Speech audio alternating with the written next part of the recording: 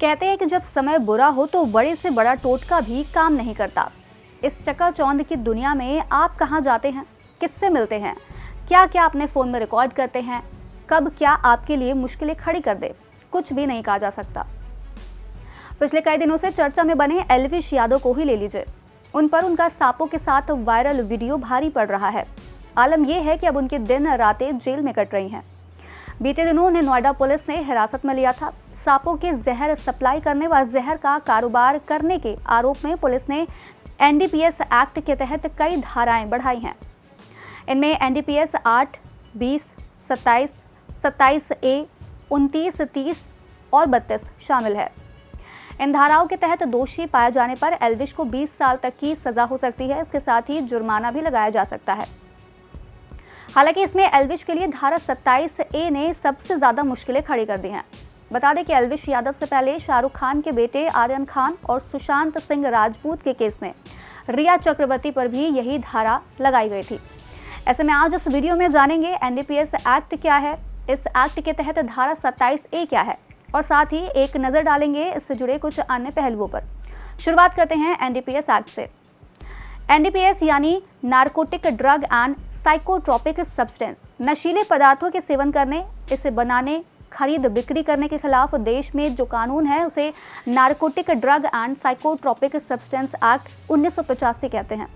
इसके तहत दो तरह के नशीले पदार्थ होते हैं। सबसे पहला नारकोटिक और दूसरा है साइकोट्रोपिक। इन दोनों टर्म्स को समझते हैं। सबसे पहले बात नारकोटिक ड्रग की।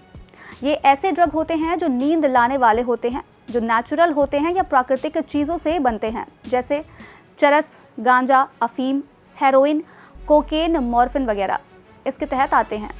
दूसरी ओर साइकोट्रोपिक यानी दिमाग पर असर डालने वाली ड्रग, जो केमिकल होते हैं या फिर जिन्हें 2-3 तरह के केमिकल मिलाकर तैयार किया जाता है, जैसे LSD, MMDA, एल्प्राजोलम वगैरह। इसमें से कुछ दवाएं जीवन रक्षक भी हैं, लेकिन बिना मेडिकल सलाह के ज़्यादा मात्रा में लेने से इसका नशा खतरनाक हो सकता है।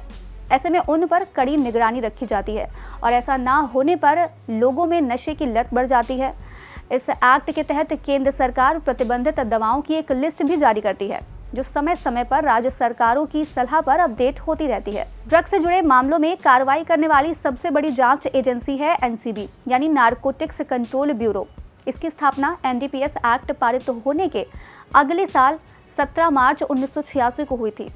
जानकारी के लिए बता दें कि साल 1985 में narcotics drug psychotropic substance act 1985 यानी एनडीपीएस नशीले पदार्थों को बेचने, बनाने और इसका सेवन करने को लेकर पारित किया गया था।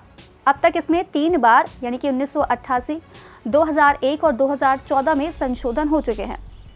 हालांकि ध्यान देने वाली बात यह है कि ड्रग्स के मामले में केवल नारकोटिक कंट्रोल ब्यूरो ही कार्रवाई नहीं करता है, बल्कि केंद्र सरकार और राज्य सरकार की कुछ संस्थाओं को भी ड्रग्स के मामले में कार्रवाई का अधिकार दिया गया है। इन संस्थाओं और विभागों में custom, central excise, BSF, RPF, police और राजस्व विभाग आदि के अधिकारी शामिल होते हैं। इस एक्ट की धारा 41 के तहत सरकार को नशीली दवा का सेवन करने वाले की पहचान करने, इलाज और पुनर्वास केंद्र की स्थापना करने का अधिकार है। वहीं धारा 42 के तहत जांच अधिकारी को बगैर किसी वारंटी या अधिकार पत्र के तलाशी लेने, मादक पदार्थों को जब्त करने और गिरफ्तार करने का भी अधिकार प्राप्त है।